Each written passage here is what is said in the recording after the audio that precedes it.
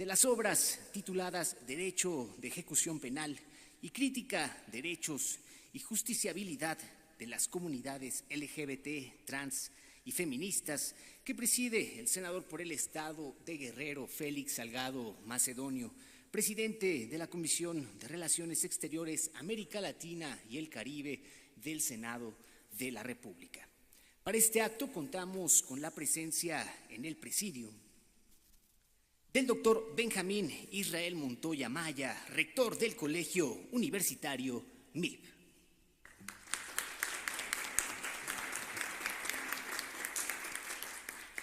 A su vez, contamos con la presencia esta mañana del doctor Marco Antonio Rueda Vergara, invitado especial del Colegio Universitario MIP. A su vez, contamos con la presencia del maestro Rubén Manuel Godínez Cerón.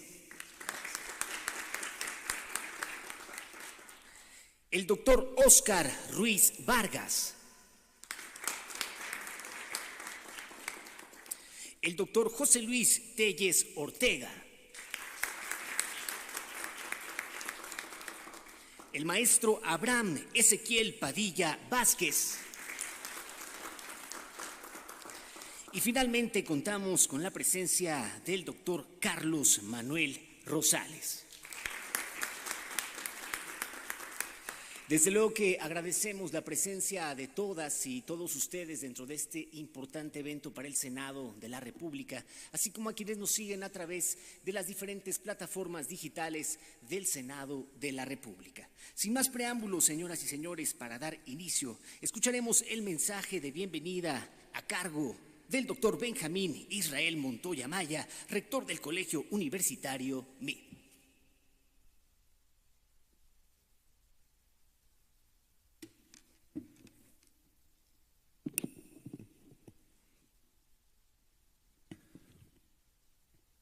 Muy buenos días a todos, sean bienvenidos, bienvenidas a esta actividad académica que me parece muy importante el día de hoy que estemos presentes. Me da mucho gusto tener a la comunidad universitaria, catedráticos, veo algunos compañeros funcionarios, por supuesto muy encantado y agradecido con los invitados del día de hoy. Tenemos hoy la presentación de dos obras literarias. Me parece que la literatura en la academia es fundamental y es un eje rector guía de los profesionistas. Tenemos que entrarle a la educación, tenemos que entrarle a la lectura. Por eso en la universidad estamos tratando y trabajando para que se generen espacios como este y que los estudiantes los aprovechen, que la comunidad en general lo aproveche. Recuerdo muchísimo las palabras del senador Félix Salgado Macedonio, en donde repite de manera constante que esta es la casa del pueblo. Entonces, también en la casa del pueblo se aprende, en la casa del pueblo se tiene que enseñar. La educación es el camino a seguir de todos y de todas. Es el único camino que nos va a permitir mejorar como personas, mejorar como profesionistas, mejorar oportunidades de empleabilidad, tener un pensamiento crítico, que eso casi está nulo el desarrollo del mismo. Y el día de hoy tenemos dos obras muy importantes. Tuve el gusto de leerlas y voy a querer hacer unas reflexiones previas, preliminares, antes de que los expertos entren, por supuesto, con su expertiza a la explicación de los mismos. El doctor Óscar Ruiz Vargas es doctor en Humanidades, maestro en Derecho Internacional, maestro en Administración Pública por la Universidad Nacional Autónoma de México. Cuenta con una especialidad sobre competencias para la formación de estudiantes por la Universidad Tominaga de Nakamoto y otras sobre análisis y control de la corrupción por el Colegio de México. Además de ser diplomado por Samus University en Interpretación y Aplicación Avanzada del Derecho Constitucional Mexicano.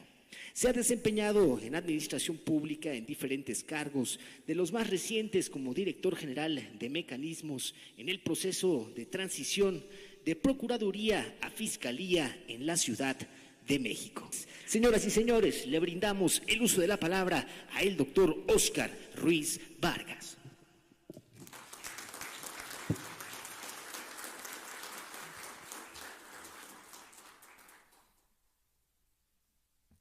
Hola, buen día tengan todas y todos ustedes. Es un placer estar en este extraordinario, histórico y solemne recinto.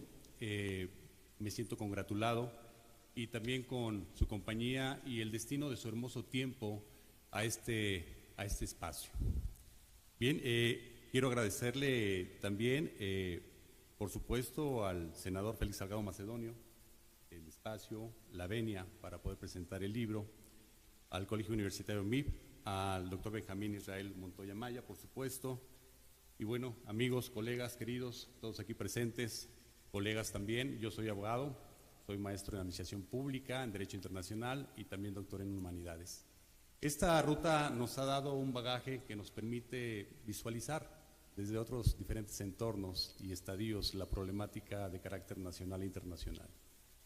Y sensibilizarnos justamente ante las necesidades reales que tenemos día a día en la sociedad. Nacemos, crecemos, nos desarrollamos, pero a veces nos falta sensibilizarnos. Y cuando estamos en la ruta de la academia y la docencia en el derecho, nos hacemos tan rígidos que nos cuesta tanto trabajo voltear a ver las necesidades reales de una sociedad que está en movimiento, en una dinámica constante, y nos ajustamos plenamente y permanentemente a un proceso riguroso de lo que dice la norma. Y caemos en el espacio, en las redes del derecho sustantivo y del derecho adjetivo. Y pensamos que no hay más que lo que está escrito en la ley, en la norma. Y nos cuesta trabajo dar un paso hacia adelante porque consideramos que los únicos que pueden legislar en cualquier materia es, por supuesto, esta alta tribuna y la Cámara de Diputados, pero no, también existen iniciativas ciudadanas. Nos hemos olvidado de los mecanismos de participación ciudadana que están consagrados en nuestra Constitución y en prácticamente las 32 constituciones de las entidades federativas. Luego, entonces, tenemos también un derecho de minorías, tenemos una posibilidad de generar iniciativas, de alentar cambios, movimientos, y es justamente en este rigor. Yo el día de ayer veía con mi esposa una miniserie de 4 capítulos, se llama Adolescentes, una miniserie británica muy interesante que me dejó una profunda reflexión de si la sociedad está haciendo lo correcto en los cánones de la educación y de la formación, y si la familia está haciendo lo correcto en justamente el proceso de instrucción, de traslación de valores, de traslación de principios, de traslación de hábitos. Nos estamos perdiendo. Y este insumo, este elemento, está generando un rompimiento de carácter social, de carácter familiar, de carácter integrador en la participación, en la apropiación de nuestros espacios públicos. Ahora ya no vemos a los jóvenes y a los niños jugar, reír, gritar en los parques públicos. Ya todo es calmado, apaciguado, tranquilo, complicado. Y justamente se deriva en esta falta de mantenimiento, operación, de este mantenimiento preventivo, correctivo, esta falta de apropiación de los espacios. ¿Y qué sucede? Damos oportunidad justamente a la delincuencia, a otros entes, a otros procesos que no son muy familiares con el entorno armónico de la sociedad. Y vamos en una ruta en donde justamente tenemos que entender y tenemos que generar un respaldo mayor por la no discriminación, por la no homofobia, por la no bifobia, por la no estigmatización. Y hago este preámbulo porque me parece bien interesante. Esta miniserie es algo triste, muy profunda en la reflexión y nos invita a pensar, razonar, reflexionar, cuestionar sobre lo que estamos haciendo en la sociedad actual. Y es por ello que también es un gran privilegio estar en esta alta tribuna presentando este libro, que nos lleva a una sazón en donde podemos decir que estamos a la vanguardia, porque empezamos nosotros como país en reconocer los matrimonios igualitarios apenas en el 2010, hace 3 lustros, hace poquito tiempo, muy poquito tiempo. Pero hay otros países que nos llevan ventaja, pues una ventaja bastante clara, como es el caso de los Países Bajos, conocido también como Holanda, en donde ellos empezaron con ese reconocimiento en el 2001. Bélgica, que empezó en el 2003, Canadá en el 2005, sin embargo Canadá ya llevaba una ruta histórica desde los años 70 en el reconocimiento justamente de los derechos de las comunidades, de la comunidad LGBTI. Se nos adelantaron bastante, ¿no?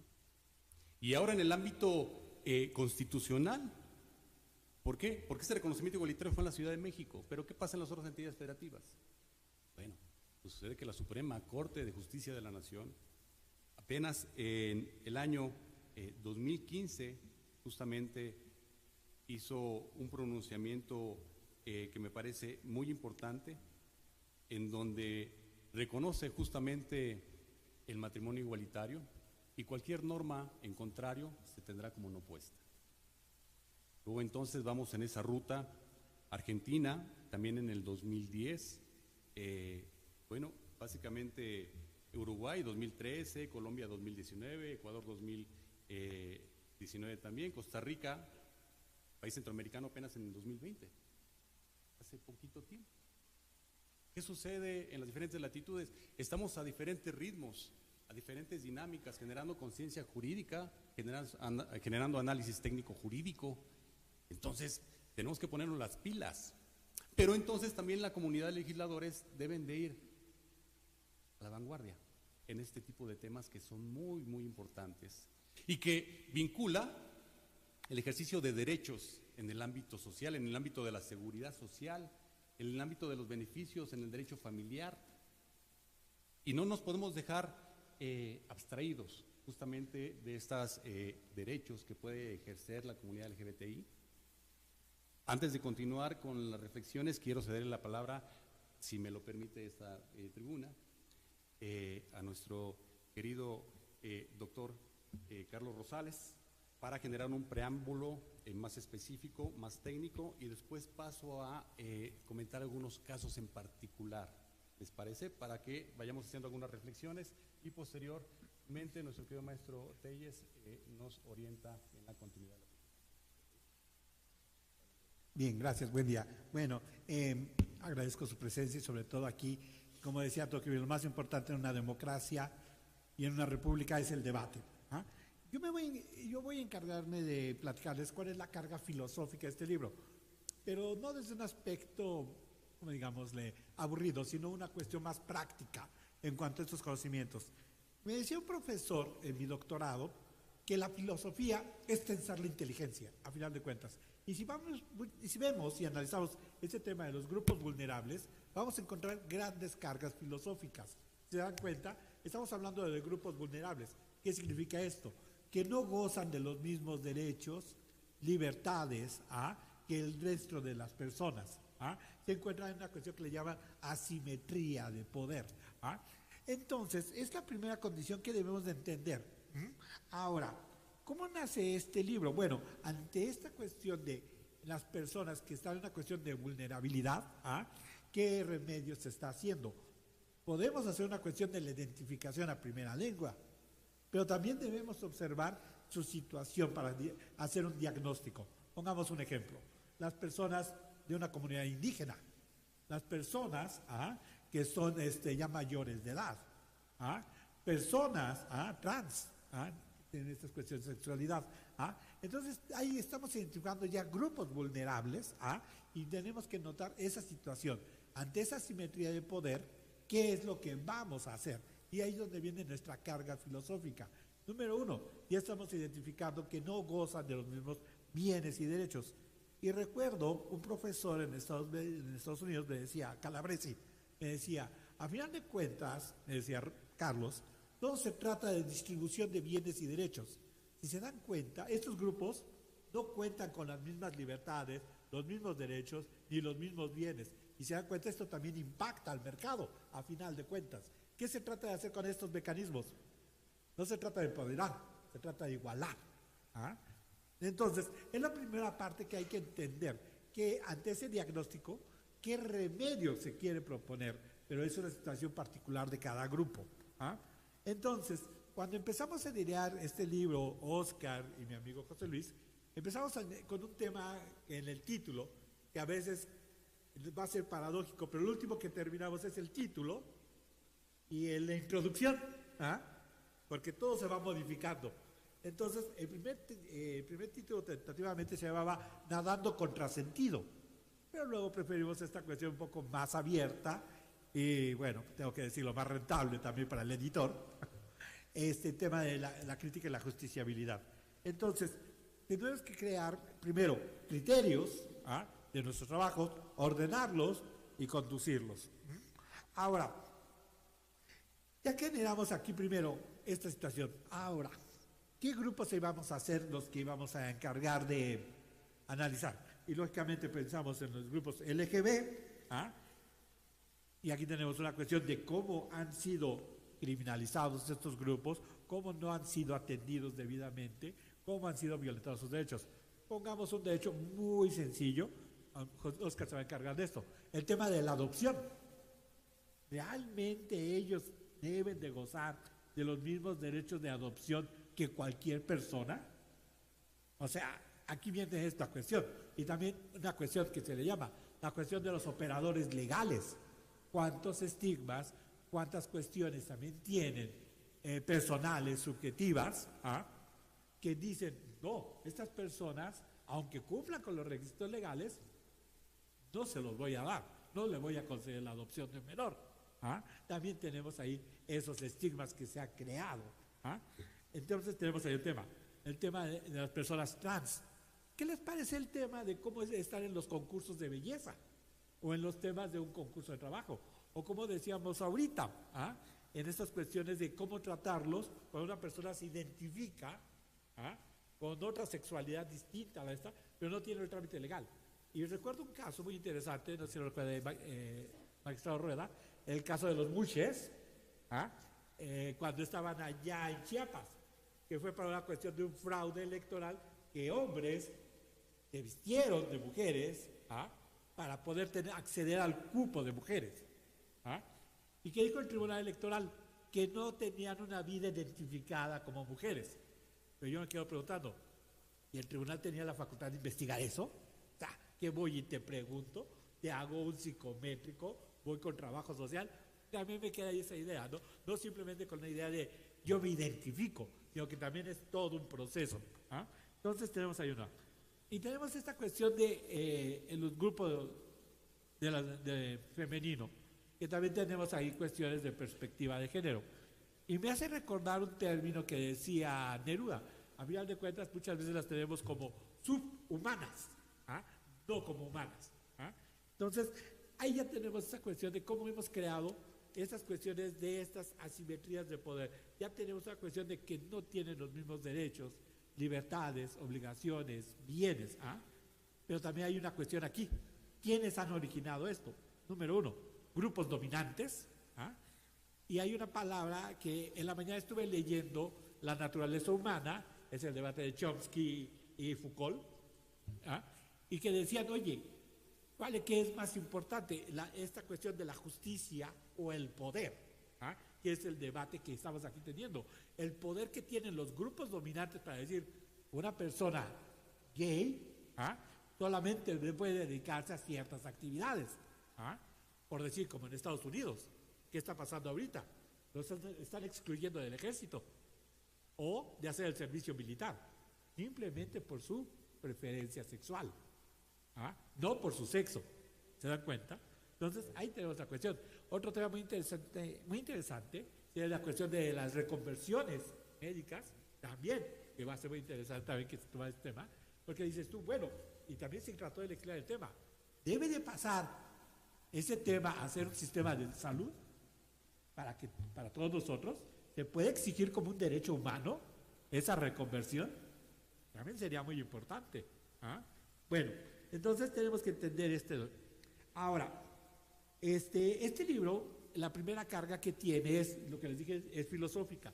Entonces, los principios que trato de atender aquí primero, trato un poco a Dworkin en esta cuestión de A Question of Matters, una cuestión de principios, ¿ah?, en donde dice para qué son los principios, ¿no? Y nos dice, a partir de los principios se dan las normas, no sirven para interpretar, para colmar lagunas, son puntos de partida. Y aquí ya sabemos que que son dos personas en la misma situación. En Chile hay un programa para las personas que no tienen casa y se llama el programa Un Techo para Chile. Y yo me quedé pensando cuando hacía mi doctorado por allá, en verdad lo que se necesita es un techo o un piso parejo, ¿no? Deberíamos empezar con eso. ¿Ah? Entonces, número uno, ¿qué principios son los que tenemos que identificar? Por eso les decía al principio, esto es una gran carga filosófica. No hemos entrado a la norma todavía. Entonces, ¿qué principios son los que debemos de considerar para esta cuestión con estos grupos vulnerables? Esta cuestión de esta asimetría. Lo siguiente, entender, como dice Alexi, los mandatos de optimización. ¿Ah? Los principios nos van a servir, pero ¿para qué, Carlos? ¿Qué van a hacer esos principios por esos grupos vulnerables? Lo siguiente, ¿ah? Y esto que marcaba Rawls, ¿ah? En el principio número 1 de la justicia, igualdad máxima de derechos y libertades, ¿ah? O sea, todos con el mismo piso. ¿Ah? Y por último, lo que decía Calabresi en Estados Unidos, a final de cuentas todo esto es una cuestión de distribución de bienes y derechos. ¿Ah? Podríamos poner a Posner, que también diría indirectamente, esto afecta al mercado, porque se dan cuenta, restringir derechos es también restringir la economía, es un tema también económico. Entonces, al llegar a este tema, me pongo a pensar, bueno, ok, vamos a generar ya las normas, y vamos a también generar los operadores de justicia, las instituciones de justicia. ¿Y cuáles serían los principios básicos que yo consideré aquí? Número 1, igualdad, tanto sustantiva como adjetiva. ¿Ah? El tema de la libertad, pero ¿libertad para qué? ¿Ah? Es un tema que se tiene que construir entre género y especie. ¿Ah? Y el siguiente es un tema también de legalidad. Puede ser que la norma ya existe, que te diga, oye, tienes que hacerlo de esta manera. Punto. Voy a poner un ejemplo muy rápido. En cuanto a la cuestión de las convocatorias solamente para mujeres. Aquí tenemos una cuestión de una deuda histórica, las mujeres, el rezago y todo esto. La norma simplemente nos dice, debe de haber una cuestión que no dice la norma 50%, ya tenemos la paridad. ¿Ah? Entonces dicen simplemente aplíquese a la norma, es legalidad. Pero hay un conducto atrás que nos marca un tema de igualdad numérica. Continúo para poder seguir con esto. Ahora, ¿de qué se trata? Esto, a final de cuentas, quiero terminar diciendo que el libro contiene todos estos elementos. Número 1, la carga filosófica que decíamos al principio. La segunda, la identificación de grupos vulnerables. Pasamos a la sección judicial, que es decir, dónde está la justiciabilidad que se ha hecho, tema que ahorita va a ser el doctor Oscar Vargas y mi amigo José Luis Telles. Y la otra cuestión, ¿cuál es la operación que tiene que realizarse? Pero también tenemos un tema que es de cultura, lo que yo decía hace rato. El libro empieza con una frase, y quiero terminar con esa frase para mi ponencia. Dice, Rosa Luxemburgo decía, un mundo donde seamos diferentes, pero con mayor igualdad. ¿Se acuerdan?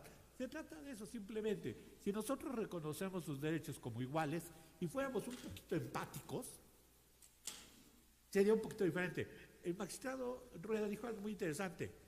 A veces hay que tener fe en la humanidad, en las personas. Pero también hay que saber por quién apostar. Hay gente que realmente vale la pena y vale la pena también ser un poco empáticos. Yo creo que también, eso es una palabra que también hemos olvidado. Oscar empezó con esta cuestión que a veces nos hemos deshumanizado. Pero yo también digo, si fuéramos un poco más empáticos, más sensibles, creo que el mundo sería un poquito mejor. ¿Vale? Entonces, yo les agradezco haber estado aquí y bueno, bien. Continuamos rápidamente, el tiempo es, pues, se pasa rápido y tenemos poco tiempo ya para darle continuidad a esta ruta.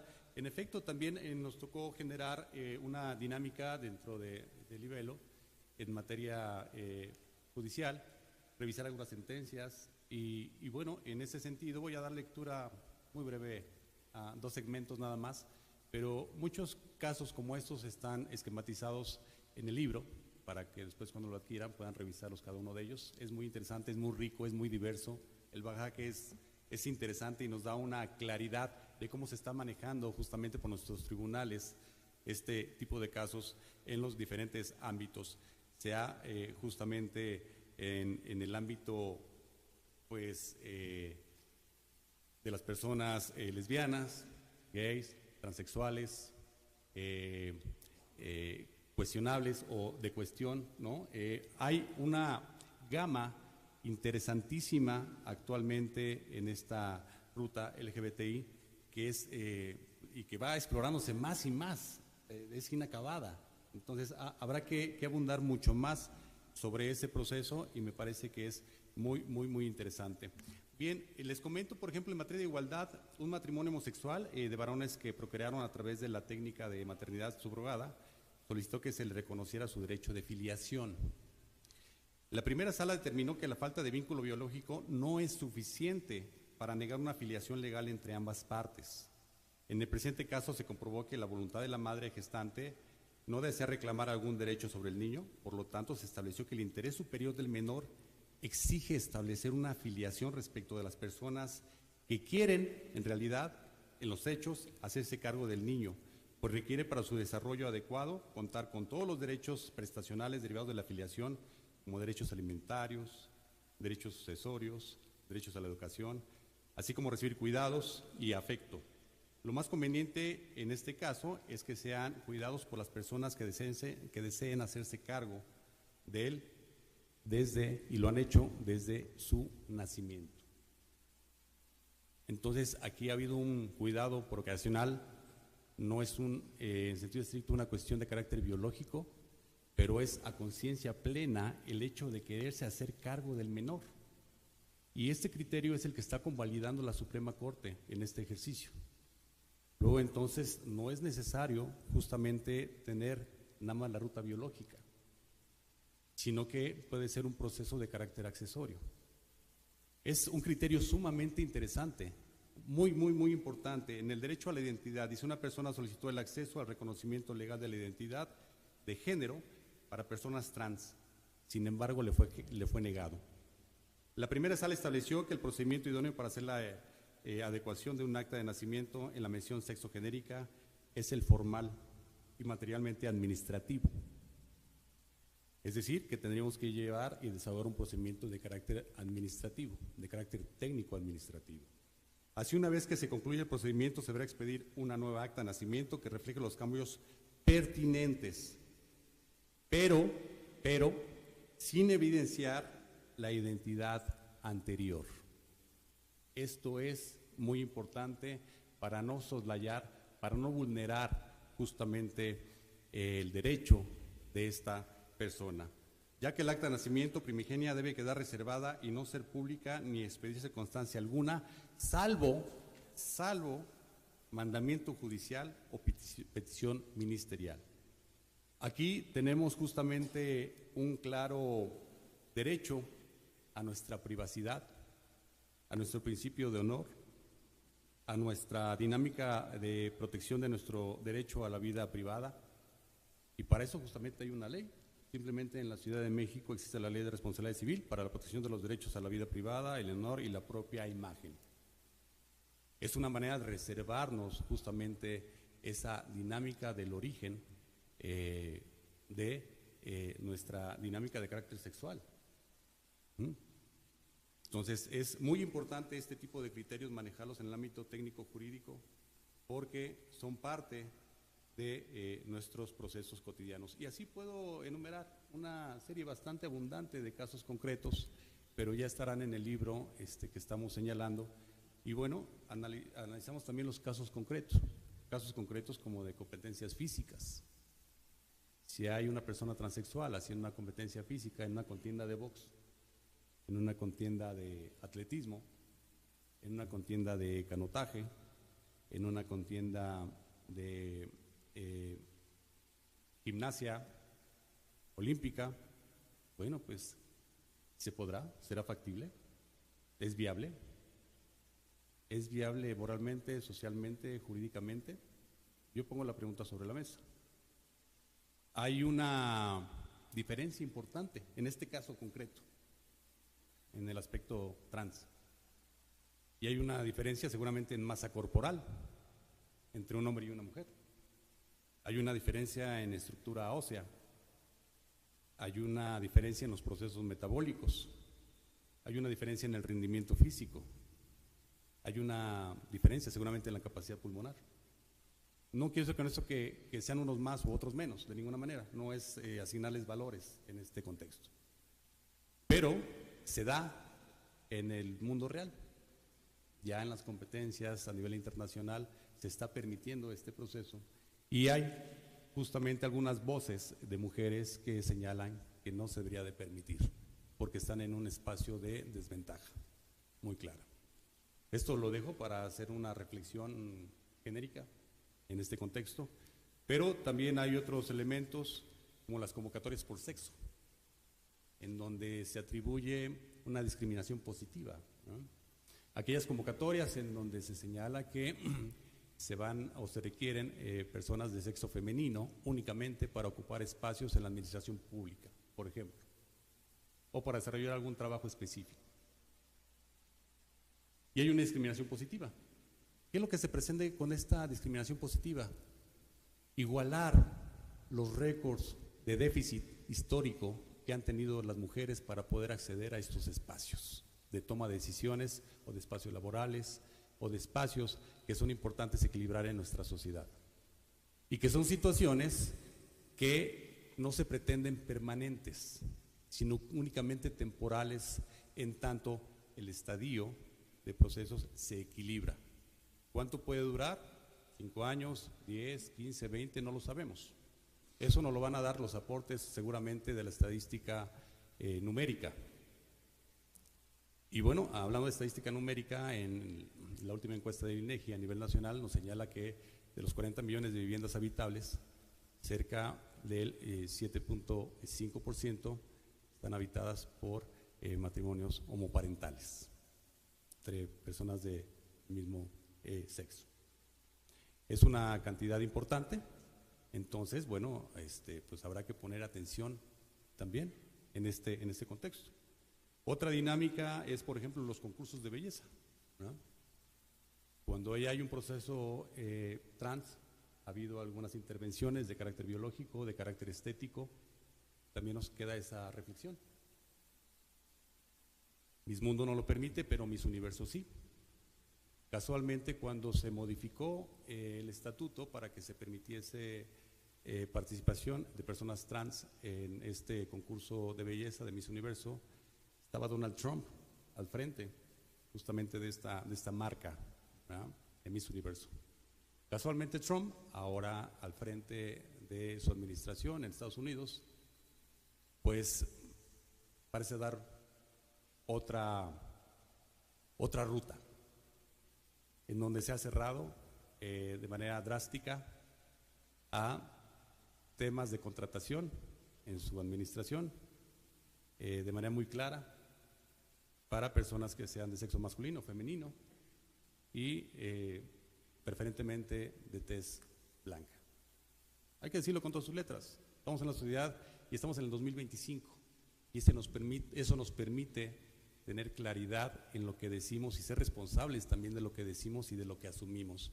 Somos seres pensantes, pensamos, razonamos, reaccionamos, y esta alta tribuna es también, afortunadamente, como mexicano lo digo, es parte de generar ese nutriente de voz, de decir lo que sentimos, pero también de asumirnos y ser responsable de lo que está detrás de esa idea, de ese planteamiento.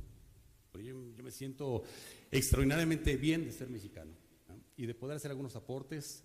Desde esa tribuna lo aprecio mucho, mucho, mucho, y desde también la ruta de la publicación, que nos da un enorme potencial. Yo con mis alumnos siempre trato de generar este momento de reflexión de lo que estamos haciendo y lo que nos falta por hacer, de que tenemos una responsabilidad de carácter social ante la comunidad y ante nuestro país, porque la vida se va rápido, es un momento, es un instante. Tenemos que tratar de trascender en muchos sentidos y nuestra sociedad nos lo exige. Yo siempre fui formado en instituciones de carácter público, desde la primaria, secundaria, preparatoria, universidad, afortunadamente, y traigo muy gratos recuerdos. Cuando vimos el día de ayer la miniserie, esta que les digo de adolescencia, porque que son adolescentes? Porque adolecen de muchas cosas. Están en una ruta que apenas están explorando y están tomando caminos. Cuando yo vi esta serie, y bueno, se remontan algunas escenas al cuadro en donde están los chicos tomando clases en las aulas de una escuela pública en Reino Unido, y hay un total desastre, una falta de respeto, una irreverencia para los profesores. Yo le decía a mi esposa, yo fui a una escuela pública y esto nunca lo vi, ni hubiera pretendido hacerlo, y si regresara el tiempo tampoco lo haría. ¿Qué está fallando? ¿Qué está fallando en un gran país como Reino Unido con estas instituciones educativas? Tuve la oportunidad de participar en la oficina de la secretaria, en la Secretaría de Educación Pública, recientemente, en la administración pasada, y bueno, me fue muy grato ir a zonas escolares de primaria, de secundaria, de educación media superior y superior, y el respeto es irrestricto, es permanente, y esa parte y esa cualidad de educación cívica es algo que nos caracteriza a nosotros los mexicanos ante todo el mundo, y que tenemos que retomar y tenemos que fortalecer en mayor sentido. Cuando en el 2000 un presidente, Vicente Fox, señaló que esa asignatura iba a ser cancelada, a mí me dio mucha pena, porque cuando yo iba en secundaria, justamente esta asignatura de civismo fue lo que me hizo decidir ser abogado, estudiar leyes y bueno, estar en esta ruta también de la academia. Me preguntaba en aquel entonces qué pasará con aquellos chicos que no reciben esta asignatura de cultura cívica, de educación cívica. Pues lo estamos viendo después de un proceso generacional muy triste, muy costoso históricamente, muy costoso en cuanto a los hábitos, a los principios, a las rutas. No es una generalidad, pero sí es algo que está presente momento a momento en nuestra sociedad y lo estamos viviendo. Bien, con esto me quedo, si me lo permite querido doctor, y continuaremos con nuestro querido maestro.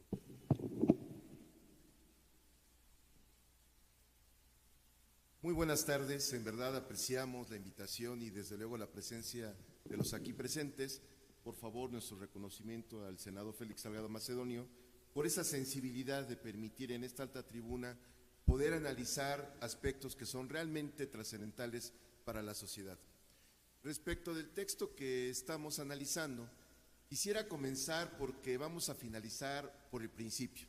En esta lógica que nos llevó, que ya se comentó, nos dimos cuenta que para analizar de manera equilibrada los derechos, las obligaciones, la justiciabilidad de este grupo, por demás importante, de la comunidad LGBT y desde luego los feministas, por señalar algunos miembros, porque realmente estamos analizando el conjunto de grupos vulnerables y nos dimos cuenta de que para tener un criterio equilibrado requerimos obligadamente tener claridad de dos aspectos.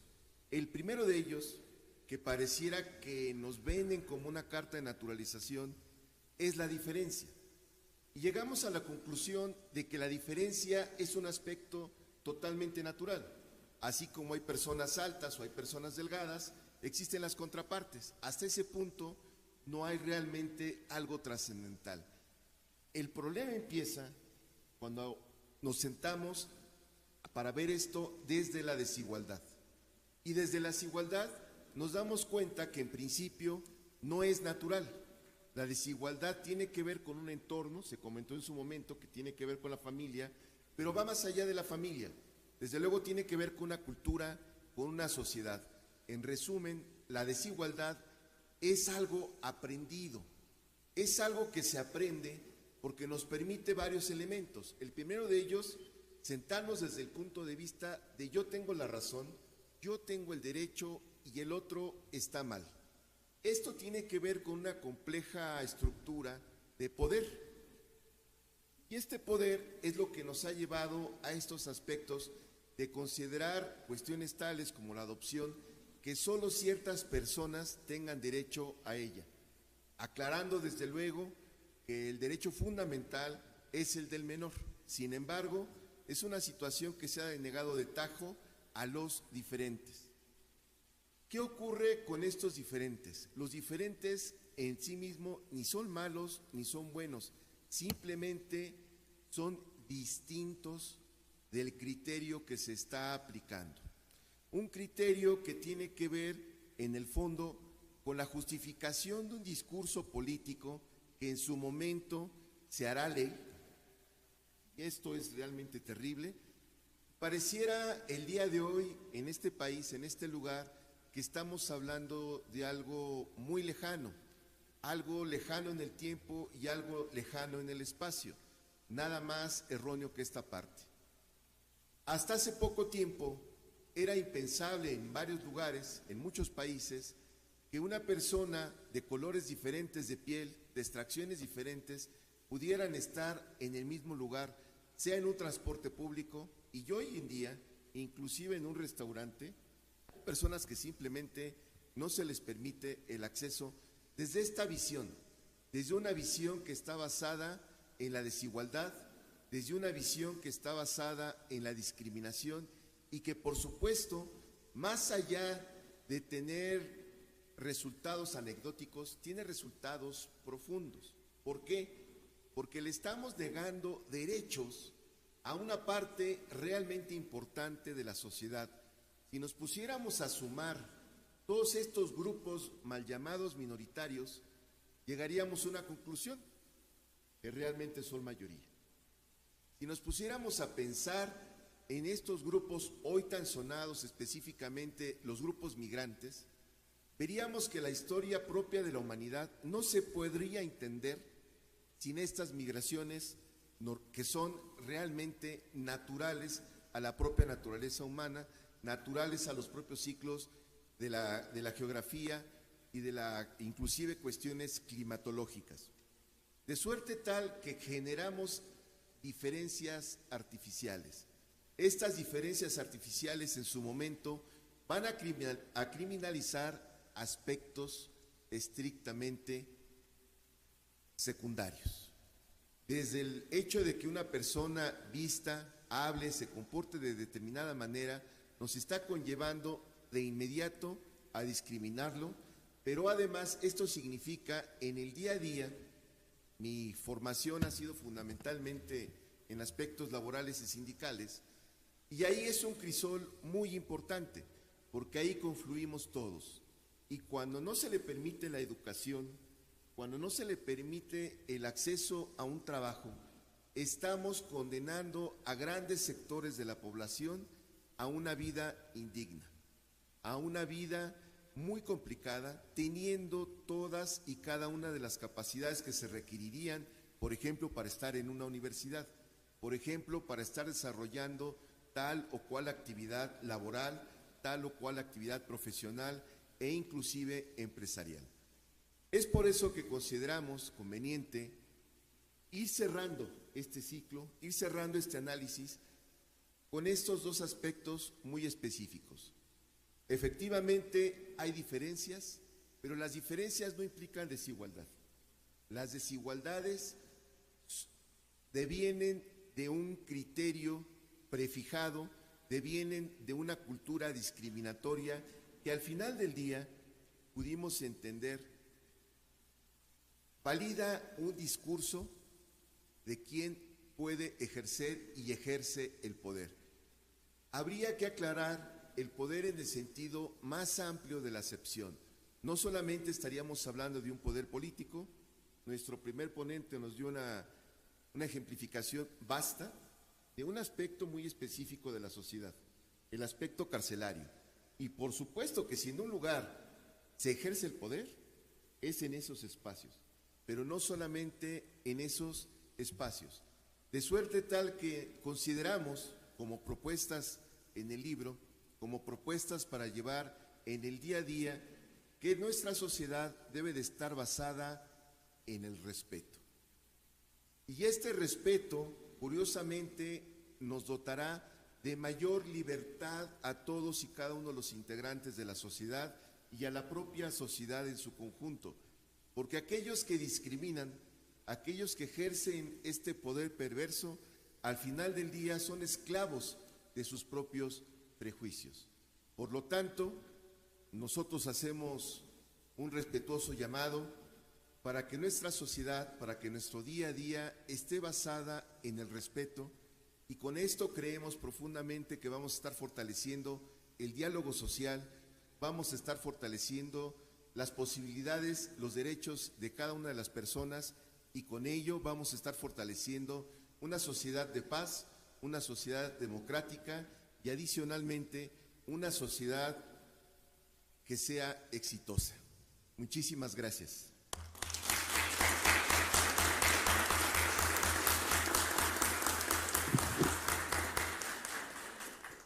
Desde luego que agradecemos todas y cada una de estas importantes participaciones. Finalmente, señoras y señores, hacemos la presentación del maestro Abraham Ezequiel Padilla Vázquez, quien es escritor, narrador, locutor, conferencista, corrector de estilo y desde luego entusiasta del lenguaje y la comunicación.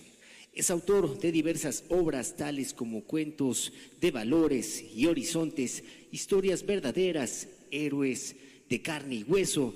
Además, ha sido creador de los audiolibros Platero y yo, de Juan Ramón Jiménez, y El Viejo y el Mar, de Ernesto Hemingway.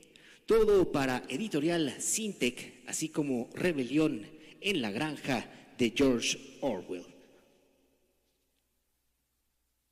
Muchas gracias, muy buenas tardes. Gracias. Además de agradecer al Senado de la República, al senador Félix Salgado Macedonio y por supuesto a nuestro anfitrión, el doctor Benjamín Montoya, felicitarles porque estos espacios son necesarios para todos. Para más de uno seguramente es la primera vez que se encuentra en este lugar.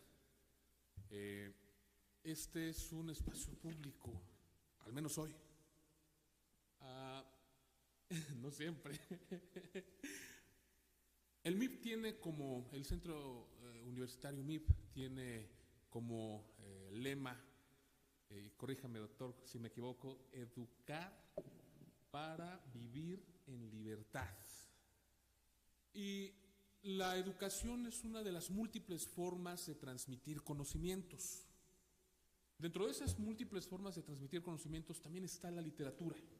Por alguna razón la literatura no es una bella arte, ¿no? La literatura no es como la escultura o la pintura en la cual al observarla se reproduce, ¿no? A la literatura hay que darle vida, a la literatura hay que meterse y sacarle lo que significa cada uno de los signos que forman las palabras.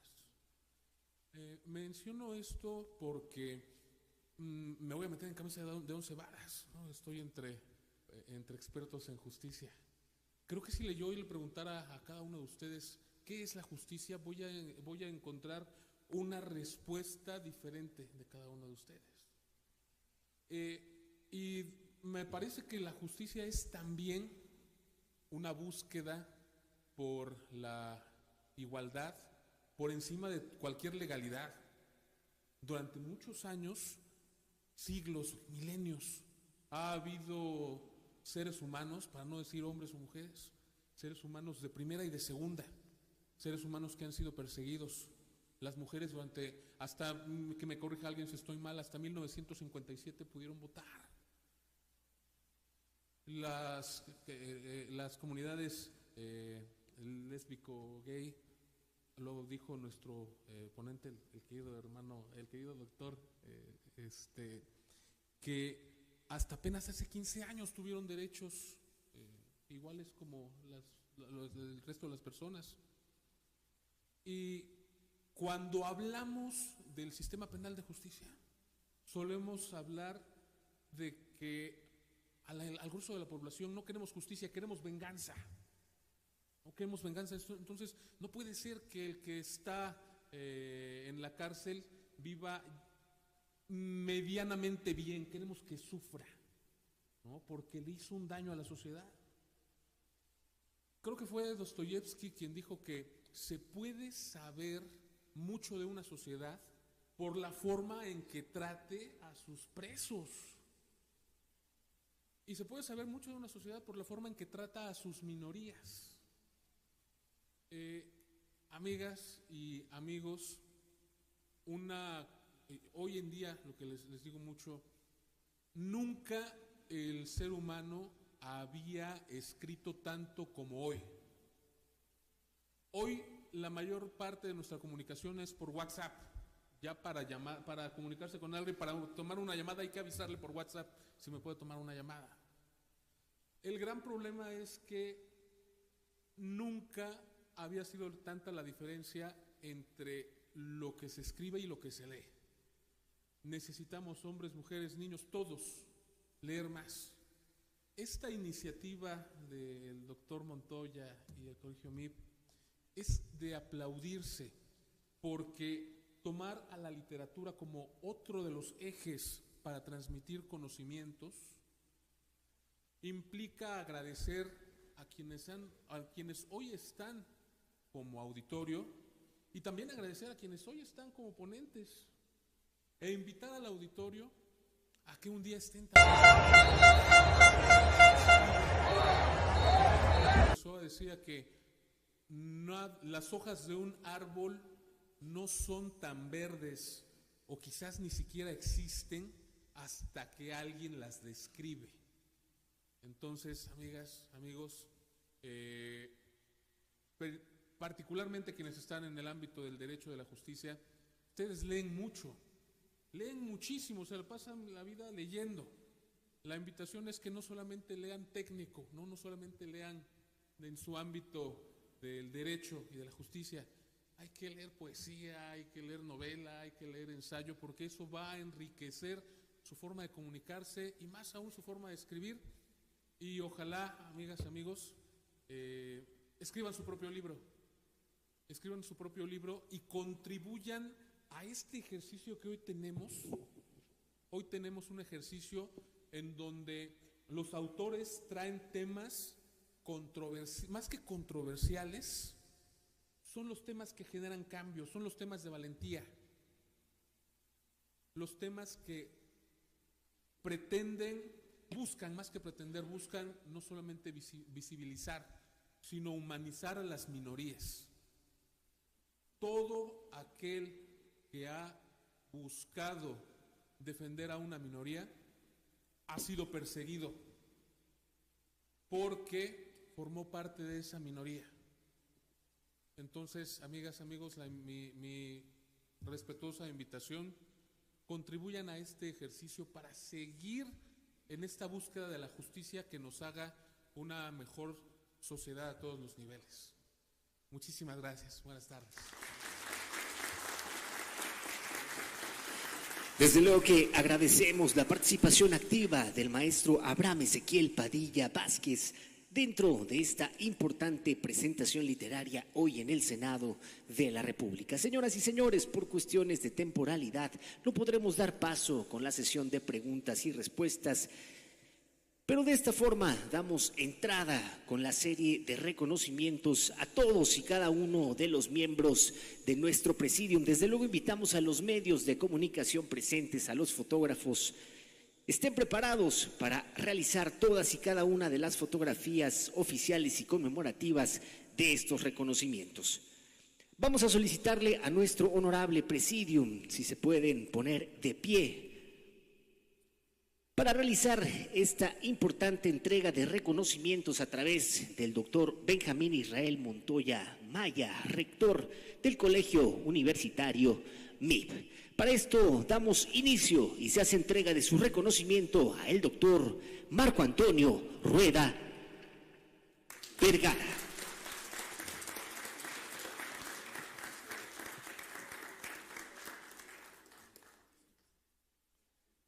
Es momento de hacer entrega de su reconocimiento al maestro Rubén Manuel Godínez Cerón.